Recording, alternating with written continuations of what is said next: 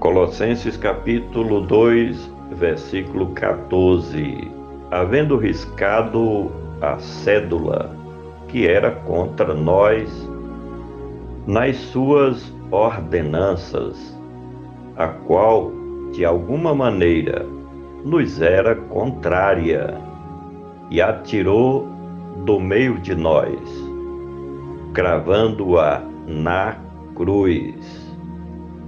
Havendo riscado, Cristo Jesus efetivamente apagou, riscou, removeu e obliterou definitivamente tudo aquilo que estava na legislação mosaica, que de alguma forma excluía os gentios dos planos de Deus e das promessas de salvação e vida eterna. Jesus de Nazaré, como sendo o Messias de Deus, ou o Emanuel de Deus, que é Deus conosco, cumpriu as exigências da lei em lugar da sua igreja amada, que ele comprou e redimiu com o seu sacrifício vicário ou expiador.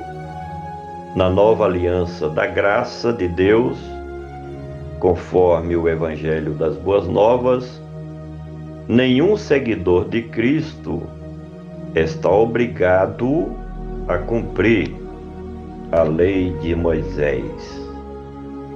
Havendo riscado a cédula que era contra nós. Esta cédula a que se refere o escritor, de respeito a tudo que estava escrito na legislação de Moisés, que impedia dos gentios serem participantes da aliança nacionalista de Israel com o Deus de Abraão, Isaque e Jacó. Como a lei de Moisés era uma aliança entre Deus e os descendentes dos patriarcas, pouco ou quase nada se podia aventurar a dizer que as demais nações do mundo viessem a ser o povo de Deus. A prova disto é que, conforme a velha dispensação, somente os israelitas, por um determinado período de tempo, se mantiveram fiéis a Deus e à legislação de Moisés. Os dois cativeiros, o cativeiro assírio e o cativeiro babilônico, foi a prova da infidelidade dos israelitas para com Deus e para com o antigo pacto da legislação de Moisés. Havendo riscado a cédula que era contra nós nas suas ordenanças. Isso se refere a todo o conteúdo da legislação mosaica e também os escritos religiosos posteriores, tanto históricos quanto proféticos, do povo de Israel.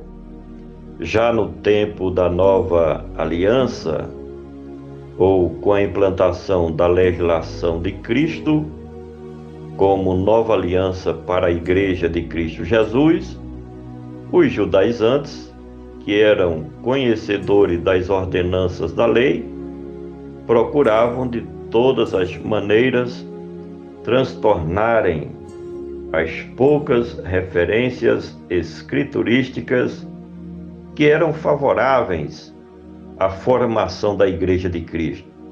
E isso eles faziam em defesa do tradicional judaísmo, que, conforme os judaizantes, era a única religião de Deus para com o seu povo, os judeus.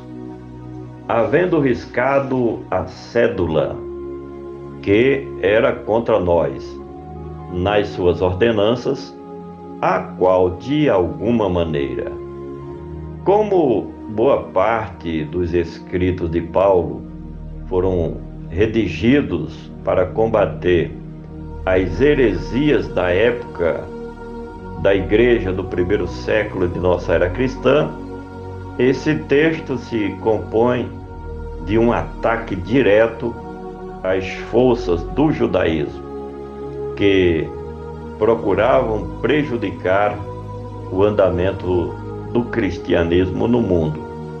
Os judaizantes defendiam de que somente os que se convertessem ao judaísmo era que podiam fazer parte do povo de Deus.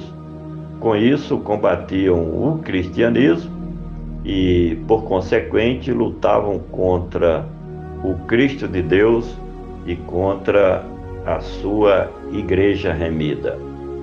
Havendo riscado a cédula que era contra nós nas suas ordenanças, a qual de alguma maneira nos era contrária, assim como a aliança de Deus por meio de Moisés era exclusivista com Israel na velha dispensação, na nova dispensação da graça divina, a nova aliança de Deus por meio de Cristo é feita com pessoas individualmente e não com uma nação específica. Com isso, entende-se que a lei de Moisés, no tempo em que Cristo implantou a nova aliança, era contrária a tudo que hoje foi promulgado pelo Evangelho das Boas Novas de Cristo. A nova aliança é totalmente oposta à antiga dispensação, assim como a lei faz oposição ao Evangelho das Boas Novas de Cristo Jesus, nosso Redentor. Finalmente, havendo riscado a cédula que era contra nós nas suas ordenanças, a qual de alguma maneira nos era contrária, e atirou do meio de nós, cravando-a na cruz. Cristo aboliu as exigências da lei de Moisés, que eram contra os gentios, por consequente contra a igreja, quando ele mesmo serviu de sacrifício expiatório em lugar dos remidos de Deus.